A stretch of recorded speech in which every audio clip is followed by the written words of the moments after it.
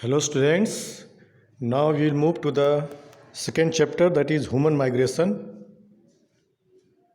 This is very important topic in your book. Before we start this lesson, here are some difficult words which you must know.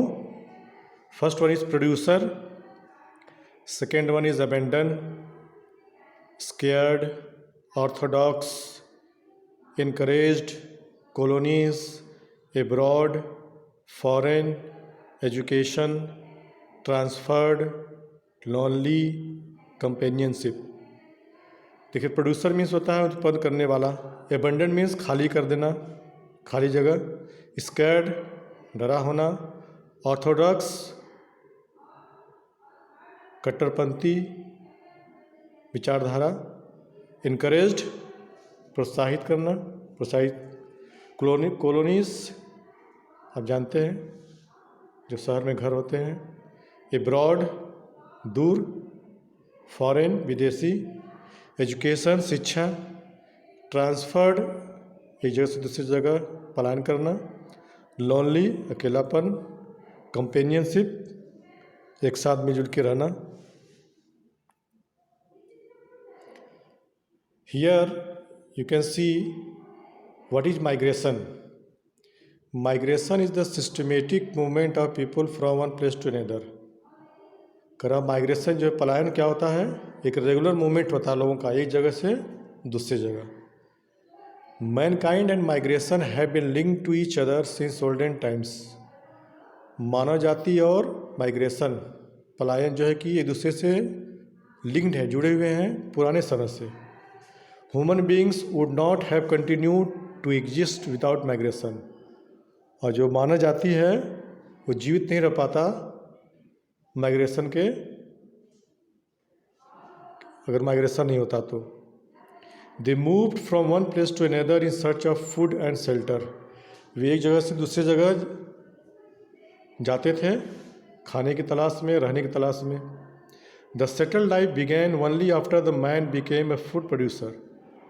और व्यवस्थित जीवन कब चालू हुआ, कब से, जब मैन खाने को उत्पन्न करने लगा. He started growing crops on a piece of land till the soil was fertile. वो फसल उगाना चालू कर दिया जब तक कि जो मिट्टी उपजाऊ थी.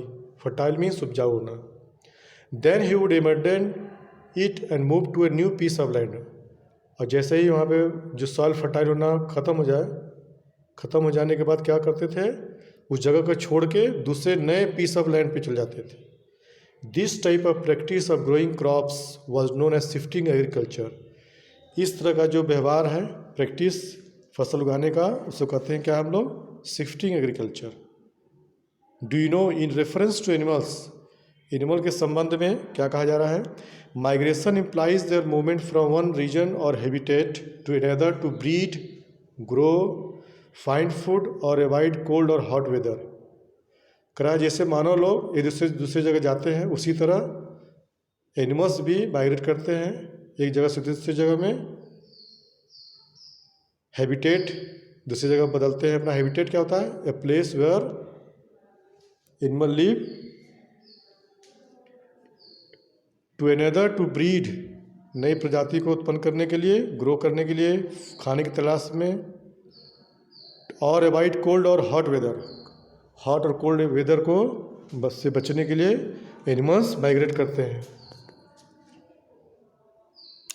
Now topic is migration in olden times. देखते हैं पुराने समय में माइग्रेशन कैसा था.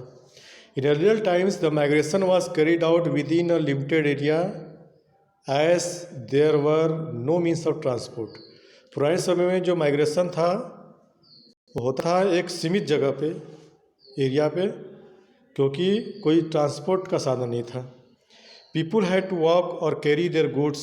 लोगों को अपना सामान ढोना पड़ता था या पैदल जाना पड़ता था. They were scared to travel to far away places due to difficulties, many myths and superstitions. और वो सब दूर जाने में डरते थे, बहुत सारी परेशानियों के चलते. मेनी मिथ्स पुरानी पौराणिक कथाओं के वजह से और सुपरस्टिशंस अंधविश्वास की वजह से। This type of Orthodox thinking underwent a great change with education. इस तरह का जो रूढ़िवादी कट्टरपंथी सोच है उससे क्या अंडरवेंट हुआ, क्या हुआ, ग्रेट चेंज, बदलाव आया किसमें, एजुकेशन में, लॉजिकल थिंकिंग तार्किक सोच में, and contact with other countries और दूसरे देशों के संपर्क में आने के लिए। During the British period, British के समय में Indians were encourage to migrate, settle और work in the colonies under the British control. British के समय में भारतीय लोगों को प्रोत्साहित किया जाता था माइग्रेट करने के लिए, सेटल होने के लिए या काम करने के लिए कॉलोनीज में। किसके कंट्रोल में रह के, ब्रिटिश के कंट्रोल में रह के।